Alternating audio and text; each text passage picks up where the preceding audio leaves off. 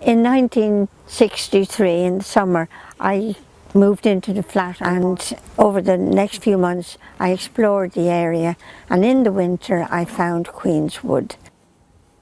Down by the gate there was a sign about the allotments which included a telephone number, so I phoned, and on the 1st of April 1964 I signed the agreement for the allotment. And it also talks about the yearly rent of 17 shillings and threepence payable half yearly in advance. While I was working, of course I'd no time during the day, and I'd have decided to come in the evening, and coming up on the Northern Line I'd get a bit nodding off, as you know you do at the end of the day, and I think, oh, I'll get off at Archway and go straight home, but I wouldn't. I'd go on and walk down through the woods, and after about a half an hour at the allotment I was a new woman, reinvigorated for the evening. I would go and pick a punnet of blackberries. Then when I went home I could have them mashed with sugar and a bit of muesli and cream, and it made an instant dessert. And at that time I got to know Danny, and he would shout down, "Ena, 10 minutes." And I'd go up and he'd have 2 deck chairs out and the tea made and that. So that was my first bit of sort of sociability on the allotment. Seen a change of plot holders, and the most significant one is over the last 20 years the number of younger women who are now working on the allotments on their own, which is a very good thing to see.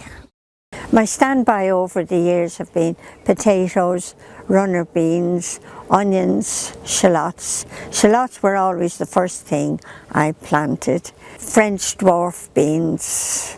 Then I progressed to tomatoes and courgettes. This is the blackcurrant that I bought in Clacton-on-Sea in the summer of 1965, and it has been making pots of jam from it ever since. Oh, and I have a rhubarb which I brought over from my dad's garden in Dublin. Being London clay, and it's very claggy, and I always say it varies between concrete when it's dry and putty when it's wet, with little windows of opportunity in between. I got a letter addressed to Ena Duffley, but it did allude to plot 134 Shepherd's Hill allotment site. Please accept my sincere apologies for sending you a notice to quit. This has now been withdrawn, as it was brought to the attention of the allotment officer that the letter had been sent to the wrong plot holder.